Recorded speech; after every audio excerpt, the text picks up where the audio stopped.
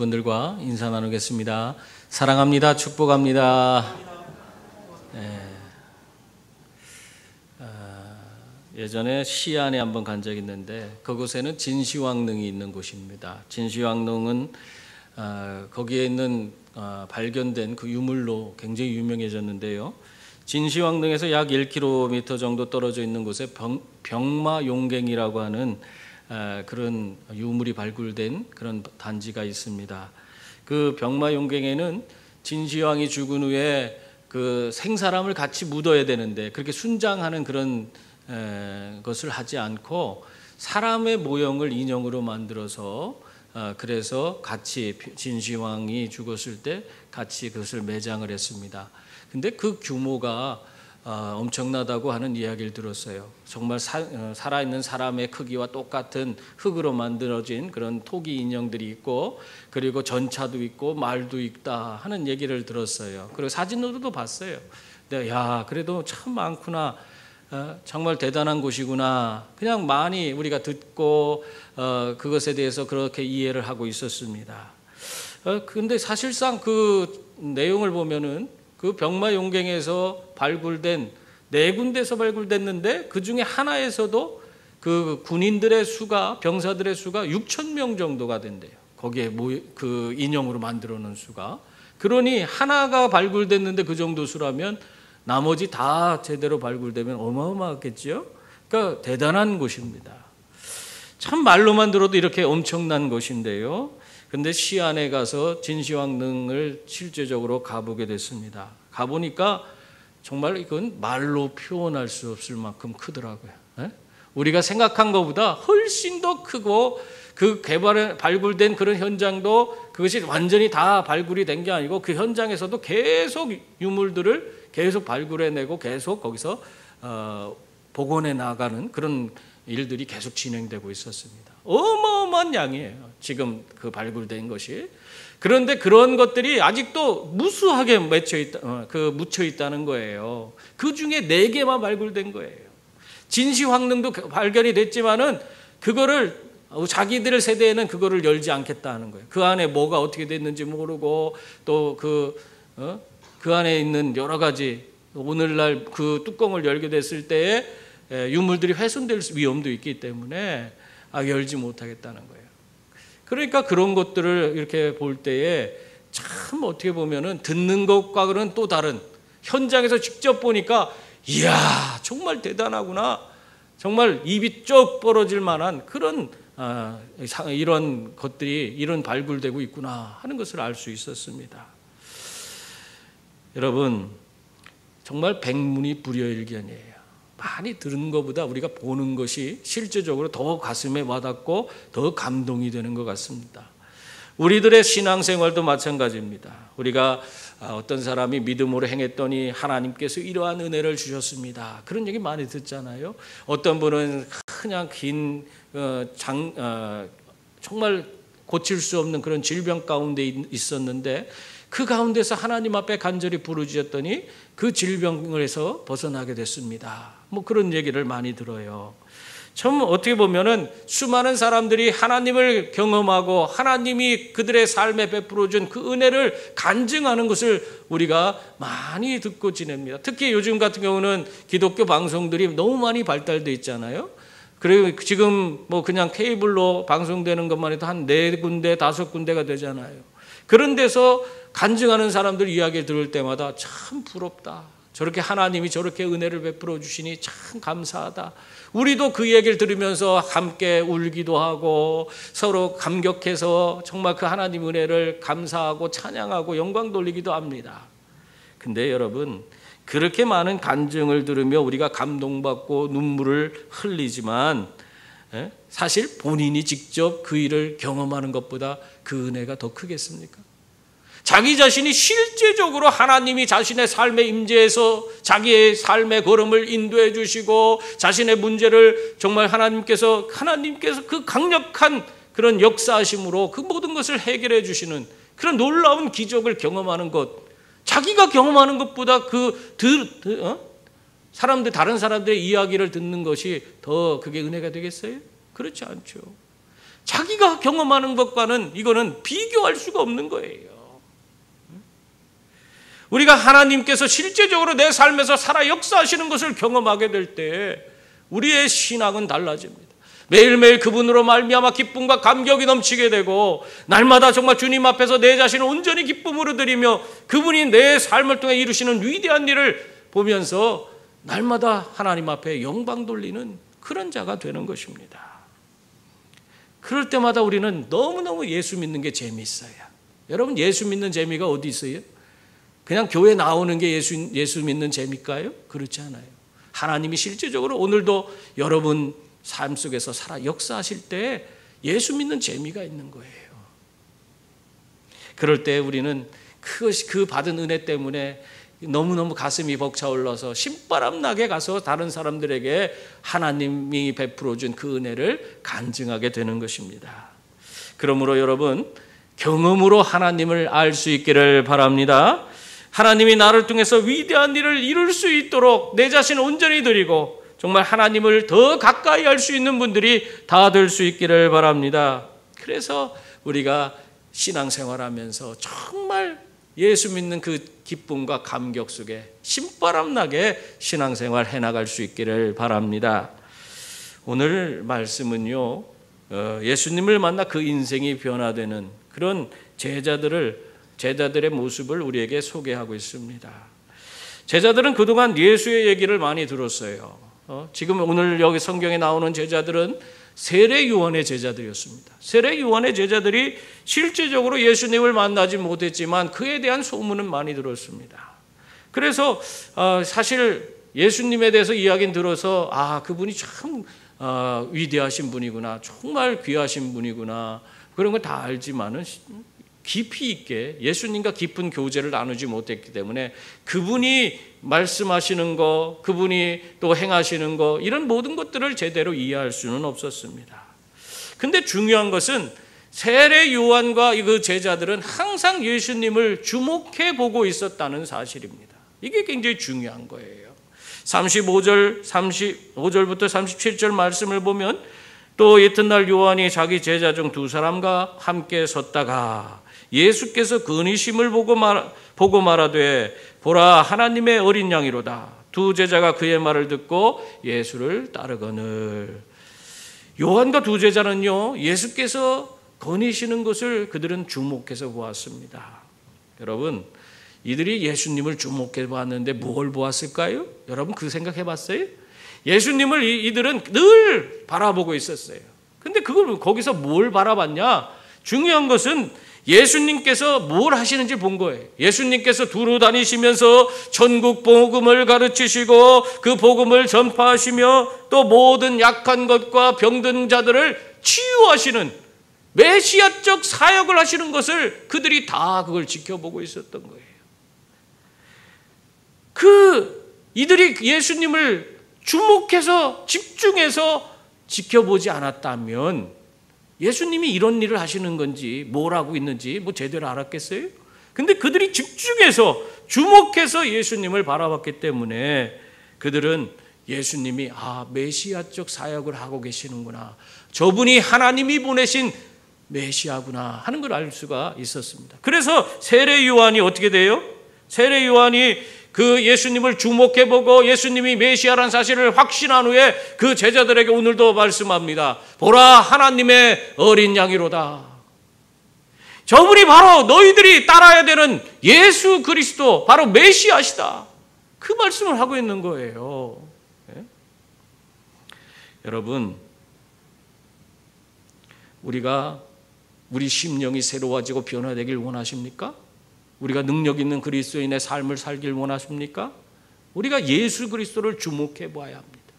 성경 말씀 속에서 우리에게 말씀하시는 그 예수 그리스도를 온전히 우리가 바라볼 수 있기를 바랍니다. 그 예수님이 어떤 말씀을 하셨고 그 말씀을 통해서 어떠한 사역을 이루셨고 우리에게 어떤 은혜를 베풀어 주시는지를 우리가 주목해서 봐야 돼요. 그리고 그분을 내 삶의 중심에 모셔드리고 오늘도 나에게 모셔서 내 모든 것을 다스려 주시도록 나를 그분 앞에 맡기셔야 합니다. 그럴 때에 우리 인생이 달라지고 변화되고 하나님의 기적이 내 삶에서 이루어지는 것입니다. 그러므로 여러분, 예수님을 집중해서 주목해서 보고 예수님 가까이 나아가시는 분들이 다 될 수 있기를 바랍니다. 세례 요한이 그 제자들에게 자 보라 하나님의 어린 양이로다 하면서 예수님을 소개하는 것은, 그것은 뭡니까? 야, 지금까지 너희들은 나를 따르지만 너희들이 따라야 될 진정한 분은 바로 저분이시다. 하나님이 보내신 어린 양, 우리의 메시아, 바로 예수 그리스도가 너희들이 따라야 될 분이시다. 그 말을 하고 있는 거예요. 여러분, 대부분의 사람들은요, 사람들이 자기를 바라보고 자기에게 집중해지기를 원해요. 우리가 그렇잖아요. 우리가 사회생활 하면서도 사람들에게 다 관심을 받고 사람들이 자기에게 모이는 것을 원하지, 자기를 외면하고 자기를 왕따시키고 그러는 것을 원하는 사람이 어디 있습니까? 사람들은 대부분 사람들이 자기를 바라보고 자기를 존중하고 자기 중심으로 모이고 그래서 자기의 영향력이 점점 커지는 것을 다 원하고 있습니다. 그런데 오늘 세례 요한이라고 하는 이 사람은 전혀 그런 모습이 보이지 않아요. 자신을 따르는 그런 제자들에게 오히려 너희들이 따라야 될 사람은 내가 아니고 바로 저 하나님이 보내신 어린 양, 하나님의 어린 양 예수 그리스도를 따라야 된다. 그 말씀을 하고 있어요. 여러분, 이것이 우리가 신앙생활하면서 본받아야 될 그런 부분이에요. 우리가 교회 안에서도 우리가 신앙생활해 나가면서 정말 어떻게 보면 자기 사람을 자꾸 만들어가는 사람들이 있어요. 그래서 자기끼리 자기 마음 통하는 사람, 자기하고 잘 호흡 맞출 수 있는 사람, 이런 사람들만 가까이 두고 그렇지 않은 사람들은 배제해버리는 그런 사람들이 있어요. 잘못된 거죠. 자기 사람을 세우는 사람이 돼서는 안 돼요. 세례 요한처럼 자기 사람이 아니라 하나님의 사람을 세울 수 있는 그런 분들이 되어야 합니다. 우리가 신앙생활 하다 보면은 새로운 분들이 교회에 들어오시면은 교회에 적응하려면은 참 어렵잖아요. 그러면 어떤 분이 가서 친절을 베풀고 그 사람이 도움을 주면은 그 사람을 의지해서 그 사람과 함께 늘 연락도 하고 그 사람이 이끌어 주는 대로 여전대 모임도 가고 부서 모임도 가고 그러면서 교회에 정착을 해 나가요. 그렇게 해서 교회에 정착을 하게 되면 그 다음에 어떻게 해요? 이 사람이 자기가 스스로가 교회 안에서 자기에게 주어진 그런 일들을 하나하나 찾아서 알아서 하기 시작하는 그런 단계가 옵니다. 그러면요, 이 처음에 그 사람을 끌어주던 사람이 굉장히 서운한 마음이 들어요. 야, 저 사람이 이제 나를 모른 척하네? 내가 그동안 자기를 얼마나 챙겨주고 그랬는데 나에게 이럴 수 있나? 그런 생각을 해요. 왜 그럴까요? 그 사람이 나에게 관심 보이고 나에게 집중하고 있는 것이 더 좋기 때문에 그래요. 나도 모르게 내가 내 사람을 만들고 있는 거예요. 그러나 하나님께서 우리를 어떻게 이 몸된 그리스도의 몸된 교회 안에서 우리는 각자 지체로서 자기 역할을 하게끔 만드는 거예요. 누구에게 자꾸 속하는 그런 자가 아니라 이 교회 공동체 안에서 자기에게 주신 사명을 온전히 감당하는, 그래서 하나님의 사람으로 우리가 온전히 하나님의 일을 감당하는 그런 자들이 되기를 원하시는 것입니다. 그런데 그런 때에 정말 그 사람을 처음에 관심 갖고 돌봐주던 사람은 서운한 감정이 생겨요. 그러다가 그것이 또 심해지면은 시기 질투가 생기는 거예요. 이게 참 우리가 조심해야 될 부분입니다. 오히려 그 사람이 홀로 서기를 할 때 그가 정말 하나님 바라보고 믿음으로 하나님의 사람으로 자기에게 주어진 사명을 온전히 감당해 갈 때에 그때에 더욱더 하나님께 감사할 수 있기를 바랍니다. 그러면 그 사람에게 더 큰 은혜를 주세요. 하나님께서 더 큰 은혜를 주시는 거예요. 그를 통해서 더 많은 사람들이 정말 이 교회에 정착하게 하고 하나님의 위대한 일을 할 수 있도록 그 길을 열어주시는 것입니다.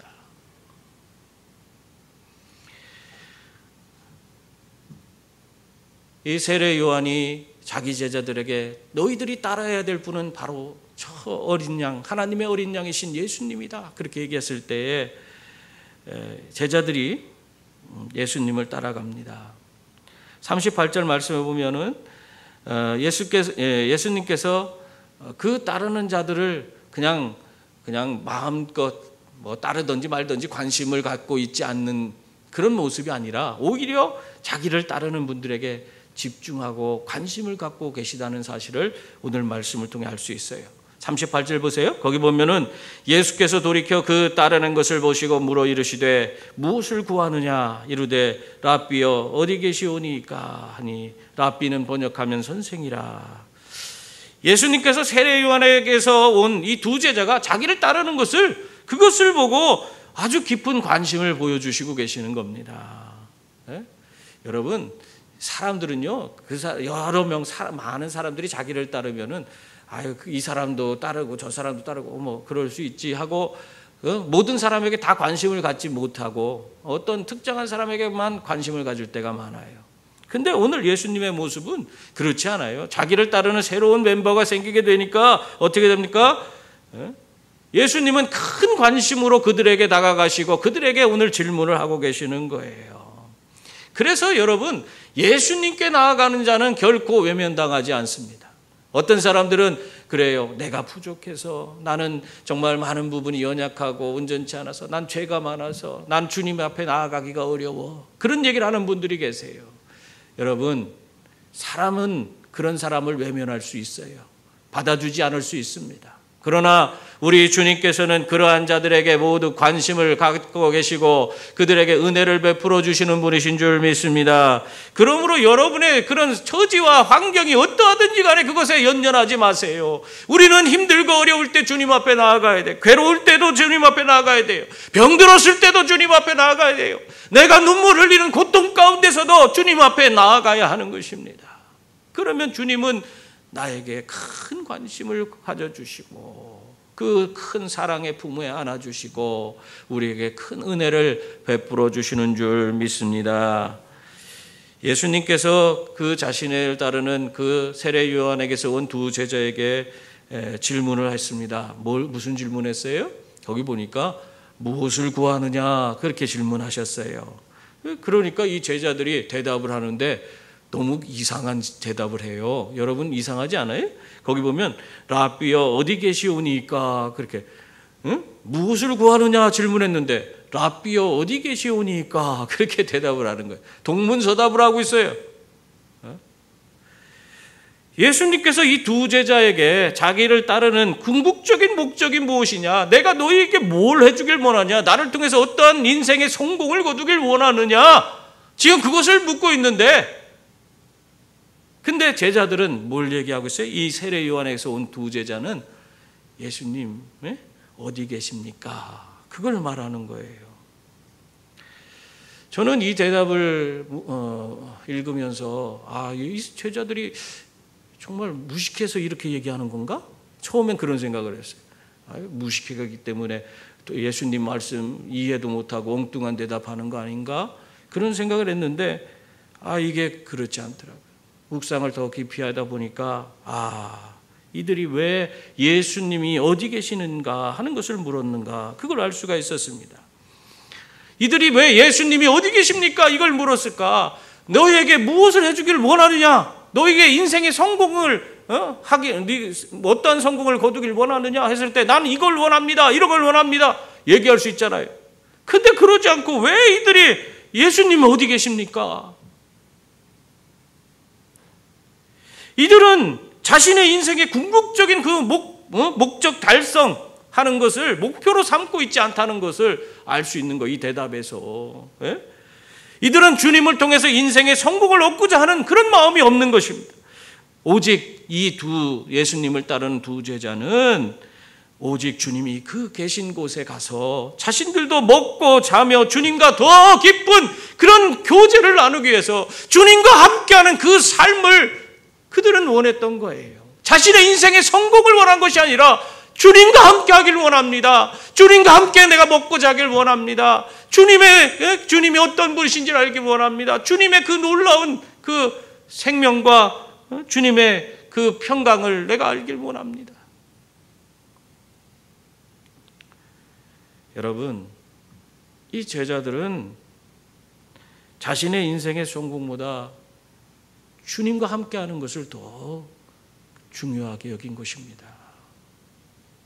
그래서 이 질문의 대답이 다른 거예요. 무엇 해주길 원하느냐? 무엇 해주는 거 원하지 않습니다. 주님과 함께하고 싶습니다. 그 대답이에요. 여러분, 주님이 함께하시면은 우리는 세상에서 무엇을 하든지 간에 다 우리가 승리할 수 있는 줄 믿습니다. 주님이 함께하는 사람은 직장 생활도 성공할 수 있어요. 주님이 함께하는 사람은 우리 가정도 평안하게 이끌어갈 수 있습니다. 내 사업장이 잘 되고 잘 되지 않는 것은 무슨 어떤 문제가 있는 거예요? 주님이 함께하느냐 함께하지 않느냐에 달린 거예요. 주님이 함께하면 모든 것이 다 형통하고 하나님 주신 은혜와 복을 누리게 되는 줄 믿습니다. 그게 중요한 거예요. 영국의 웨스트민스터 사원에는 감리교 창시자인 그 요한 웨슬레의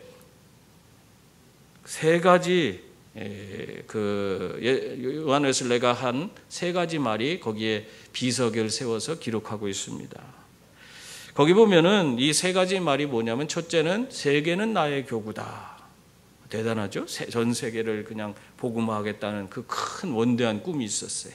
두 번째는 하나님의 일꾼들은 언젠가 땅에 묻히지만 하나님의 일은 계속되고 있다라는 말입니다. 또 세 번째는 세상에서 누리는 가장 중요한 축복은 하나님이 우리와 함께 하신다는 것을 깨닫는 것이다 라고 새겨져 있다고 합니다.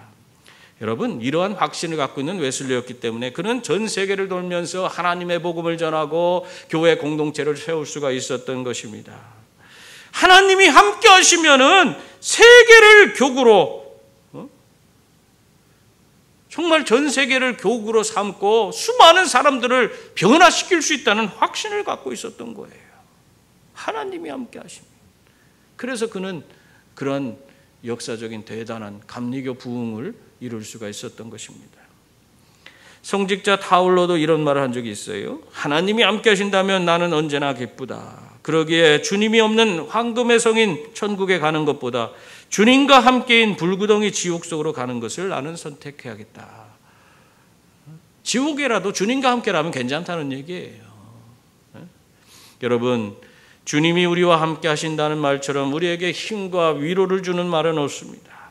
그러므로 무엇보다 예수님과 함께하는 것을 제일로 여기면서 주님과 깊은 교제를 나누며 살아가는 분들이 다 될 수 있기를 바랍니다. 그래서 주의 일에 우리가 날마다 동참하시고 그 안에서 주시는 기쁨과 감격 속에 살아가시는 저와 여러분이 다 될 수 있기를 바랍니다.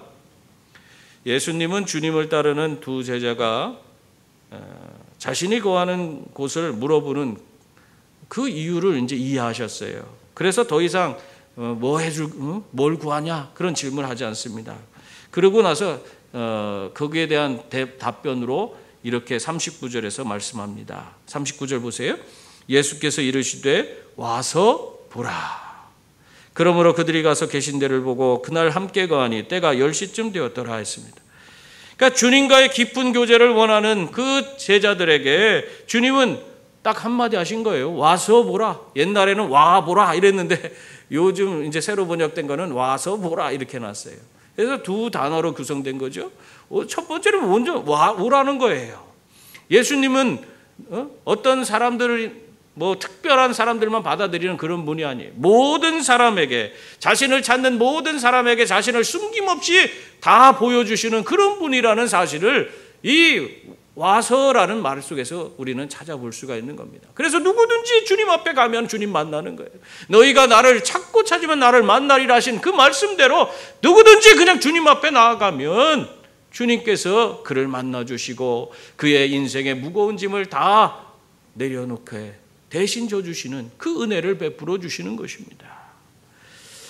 그러므로 여러분, 혹시 내가 거절당할까 봐 주님 앞에 나아가지 못하는 분이 있다면 그런 걱정하지 마세요. 주님은 누구든지 오라고 말씀하고 있습니다. 또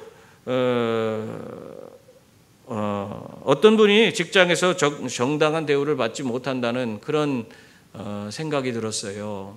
그래서 그분이 월급 협상을 할 때가 됐을 때에 그런 아내에게 그런 얘기를 합니다. 내가 월급 협상을 해서 내가 월급이 인상되지 못하면 난 더 이상 그 회사 다니지 않고 사표를 내겠다. 그렇게 아주 그냥 대단한 각오를 아내에게 이야기를 했어요. 아내는 참 걱정됐을 것 같죠? 그런데 막상 월급 협상에 들어갔는데 결국에는 그 월급 인상을 해주지 않겠다고 통보가 왔습니다. 그래서 이 남편은 정말 어떻게 보면은 힘 다 빠져서 터덜터덜 이제는 난 사표를 쓸 일밖에 없구나 그런 생각을 가지고 집으로 돌아왔다고 그래요. 집으로 돌아왔는데 아내가 어디 갔나 없어요. 그래서 자기는 또 어디 가보려고 집에 열쇠를 찾는데 보니까 열쇠가 어딨나 찾다가 화장대 서랍을 열었대요. 그랬더니 화장대 서랍에 축하 카드가 2개가 딱 놓여 있는 거예요. 하나는 뭐냐면 월급 인상돼서 축하합니다 라는 그런 아내가 자기 월급 인상된 거 축하하는 카드였어요. 또 한 카드를 보니까 거기에는 이건 정반대예요. 뭐냐면 거기에는 월급 인상이 안 돼 직장에 나오셔도 나는 당신의 능력을 인정합니다. 하나님이 더 좋은 길을 열어주실 것입니다. 그렇게 하면서 하나님이 더 좋은 길 열어주실 것이기 때문에 축하한다는 그런 메시지를 담은 카드가 한 장 더 들어있었다고 합니다. 여러분, 이 아내는요, 지금 남편이 월급 인상이 돼서 그 회사에 계속 다니든지 또 거기서 오늘 작정한 대로 그 사표를 내고 그만두든지 그래도 다 그것을 받아들일 수 있는 마음의 자세가 있어요. 이 아내가 그 남편을 그만큼 사랑으로 받아주고 있는 것입니다. 이와 마찬가지로 우리 주님은 어떠실까요? 우리 주님은 이 세상의 모든 누구든지 모든 사람들이 다 나를 거부한다 할지라도 결코 우리를 거절하지 않으시는 분이에요. 우리를 언제든지 받아주시고 품어주시고 우리를 기뻐하시고 우리를 위해서 새로운 길을 열어주실 분이 우리 하나님이신 줄 믿습니다. 그리고 보라는 단어, 와서 보라 그랬잖아요. 보라라는 단어는 보다라는 그 의미만 있는 것이 아니에요. 이 보라라는 단어는 원어 뜻을 보면은 경험하다 이란 뜻이 있어요. 또 심적, 영적으로 지각하다라는 그런 의미를 지니고 있는 그런 단어입니다. 다시 말하면 이 보라라는 것은 와서 보라 하는 것은 와서 나를 경험해 봐라 그 말을 하는 거예요. 너희들이 그 어디 계시오니까 맞는 그 의도를 안다. 너희들이 와서 언제라도 와서 나를 경험해 봐라 그 말을 하고 있는 겁니다. 우리가 주님 앞에 언제든지 나아가서 우리가 주님과 함께 우리가 모든 것을 맡기고 우리가 신앙생활을 하게 되면 우리는 주님을 경험으로 알게 됩니다. 우리가 경험으로 알게 될 때에 우리는 그분이 얼마나 큰 존재이고 그분 안에 있는 영생이 무엇이고 그분 안에서 우리가 정말 하나님의 우리에게 주신 위대한 사명이 무엇인지를 알게 되는 거예요. 주님과 깊은 교제 가운데 나아갈 때, 주님과 함께 할 때에 와서 그분을 경험하게 될 때에 우리의 인생이 이렇게 달라지는 것입니다. 베데스다 목가의 38년 된 병자가 계속해서 자신의 그 질병만을 바라볼 때에는 아무런 역사가 그 삶에 나타나지 않았습니다. 그러나 그가 예수님을 만나고 예수님을 바라봤을 때 어떻게 됐어요? 그는 그 질병에서 벗어날 수 있게 되었습니다. 주님과 함께 했을 때에, 주님이 그와 함께 했을 때에 하나님의 기적이 그에게 임하게 되는 것입니다. 세계적인 아주 거부였던 록펠러는 사실은 처음부터 그렇게 거부가 된 사람이 아니죠. 자수성가한 사람인데 이 사람이 처음에 광산 사업을 할 때에 늘 실패를 했어요. 그래갖고는 완전 빈털터리가 되고 그리고 임금이 밀려서 광부들이 와갖고는 밀린 임금 달라고 막 행패를 부리고 막 다 때려 부수고 하는 그런 수모를 많이 겪었습니다. 그리고 자기가 기대했던 정말 여기서는 뭔가 나올 것이라고 생각했던 그런 광산을 아무리 파도 흙먼지만 나올 뿐 아무것도 나오지도 않는 거예요. 그래갖고 막 그 사람들의 아우성과 막 모든 것이 제대로 되는 것도 없고 막 그런 가운데에서 너무나 큰 압박에 시달리게 되니까 이 사람이 아유 내가 이러느니 나 죽어버려야겠다 그 생각을 하게 됐대요.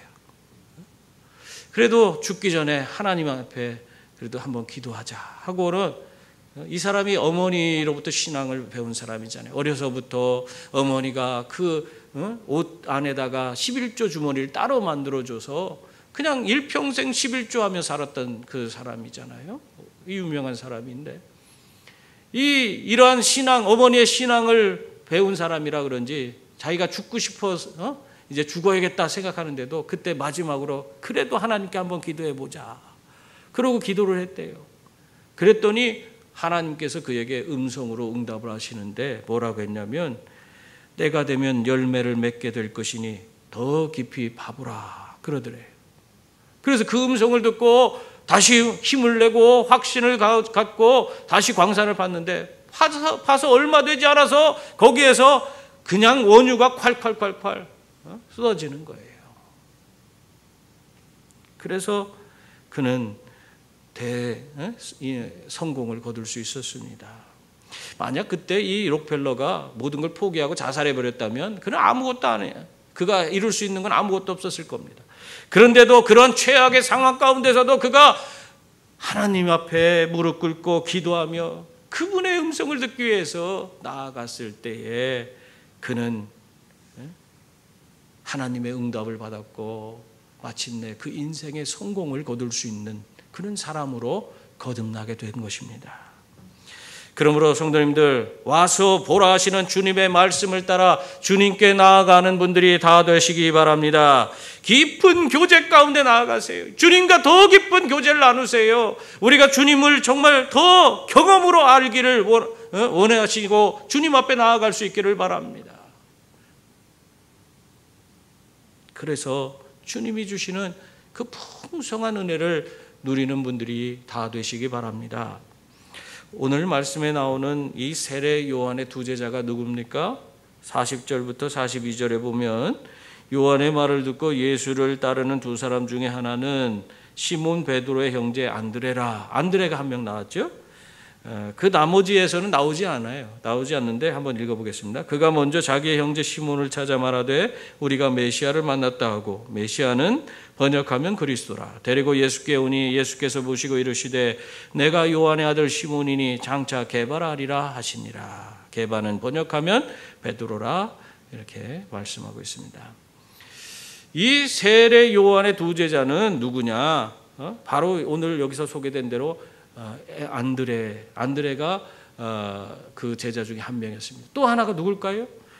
지금 이 역사적인 현장을 이렇게 자세하게 알고 있는 바로 이 요한복음을 기록한 사도 요한이 세례 요한의 제자였어요. 그러니까 지금 안드레와 요한 두 사람이 이 예수님을 따라간 것입니다. 이 두 사람이 예수님을 먼저 따르게 되었고 주님과 아주 깊은 교제를 나누게 되었어요. 그러자 그들은 예수님께서 하나님의 어린 양 메시아라는 사실을 경험으로 알게 됐어요. 더 확실하게 되었던 것입니다. 그래서 매일 그 주님과 함께하면서 내면에서 솟는 큰 기쁨을 누리는 그런 자가 되었던 것이에요. 여러분, 우리 내면에서 주님이 주시는 그 큰 기쁨을 맛보면은 그거는 억제할 수가 없습니다. 이 안드레가 그러한 은혜 가운데서 그 기쁨과 감격 속에서 사람들에게 그 예수님을 전하기 시작하는데 제일 먼저 가서 누구에게 전했어요? 자기에게 친형제가 있는데 그 형제 시몬에게 예수님을 전한 것입니다. 그랬을 때 베드로가 놀랍게도 아무 소리도 않고 그 즉시 따라 나섭니다. 여러분 희한하지 않아요? 그냥 여기 성경 기록해놨으니까 그냥 과정이 없어서 그렇다. 그게 아니에요. 이 사람이 그렇게 따라 나설 수밖에 없는 상황이었기 때문에 따라 나선 겁니다. 왜 따라 나섰냐? 주님을 만난 안드레가 그 기쁨에 넘치는 그 모습, 그 사람의 변화를 보고 정말 베드로가 따라 나설 수밖에 없는 거예요. 예수 만나서 그 안에서 그분과 교제하면서 그 내면에 샘솟는 기쁨을 억제하지 못하는 그 모습을 보니까 이 안드레의 형제였던 시몬 베드로가 예수님께 자기도 나아가고 싶은 마음이 생긴 거예요. 그러므로 여러분 주님의 은혜 가운데에서 여러분들이 정말 그 은혜를 풍성히 먼저 누리시고, 그래서 내 내면에서 샘솟는 큰 기쁨과 감격을 가지고 여러분이 사랑하는 자들에게 나아가서 하나님의 복음을 나눌 수 있기를 바랍니다. 그때 하나님께서 그들을 바꿔주시고 변화시켜 주실 줄 믿습니다. 이 시몬이 안드레의 인도를 받아서 이제 예수님께 나왔습니다. 그러자 예수님은 이 시몬을 바라보자마자 그가 어떤 인물이 될지 다 아시는 거예요. 예수님은 우리의 과거와 현재와 미래의 모든 것을 다 아시는 분이신 줄 믿습니다. 시몬 베드로를 보니까 그가 어떤 존재인지를 아시고 그에게 새로운 이름을 하나 부여해 주시죠. 뭐라고 하셨습니까? 너는 게바가 되리라. 게바는 베드로예요. 반석이란 뜻입니다. 반석이 되리라 하고 말씀해 주셨어요. 이 말을 다르게 얘기해 보면은 오늘도 하나님께서는 우리를 다 너무너무 잘 아시는 분이시라는 거예요. 우리를 꿰뚫어 보시는 분이라는 거예요. 우리에게 합당한 것이 무엇인지 다 아시는 분이시라는 거예요. 그래서 여러분에게 그에 걸맞는 사명을 주시는 분이 바로 예수님이시다 하는 것을 우리에게 말씀하고 있는 것입니다. 여러분, 우리가 신앙생활하면서 하나님이 나에게 주신 여러 가지 은혜가 있어요. 또 나에게 주신 직분이 있습니다. 그 모든 것들 하나님이 왜 주셨어요? 우리에게 그 걸맞는 그 직분을 주신 이유는 그걸 통해서 하나님이 허락한 사명을 이루도록 하기 위해서 하나님이 우리에게 직분을 주시는 겁니다. 그래서 여러분이 우리 주님께서 받은 그 직분이 있다면 그 직분에 합당한 삶을 우리가 살아감으로 우리에게 주신 사명을 이루면서 하나님께 감사와 찬양과 영광 돌리는 그런 분들이 되셔야 돼요. 아직도 그 직분 받지 못하고 사명 받지 못한 분들이 있다면 더 주님께 깊이 나아가고 주님께서 우리에게 부여해 주시는 그런 은혜를 덧입을 수 있기를 바랍니다. 그래서 여러분에게 부여해 주신 그 사명을 찾아서 믿음으로 나아가는 그런 분들이 다 될 수 있기를 바랍니다. 사랑하는 성도님들, 주님을 따르는 그런 자들에게 지금도 와서 보라 그렇게 말씀하고 있습니다. 누구든지 주님께 와서 그와 함께 함으로 깊은 그런 교제를 나눌 수 있기를 나누라고 그렇게 말씀하고 있는 겁니다. 그래서 경험으로 주님을 알아서 변화된 삶을 살고 주어진 사명을 잘 감당하는 그런 제자들이 되라고 말씀하고 있는 것입니다. 그러므로 기쁨으로 주님께 나아가시고 주님과 함께 거하며 깊은 교제를 나누시는 분들이 다 되시기 바랍니다. 그래서 변화된 심령으로 선한 영향력을 세상에 흘러보내면서 이 세상을 변화시키고 또 이 안에 있는 수많은 영혼들을 주께로 인도할 수 있는 주의 제자들, 사명을 온전히 감당하는 귀한 제자들이 다 될 수 있기를 주님의 이름으로 축원합니다. 기도하겠습니다.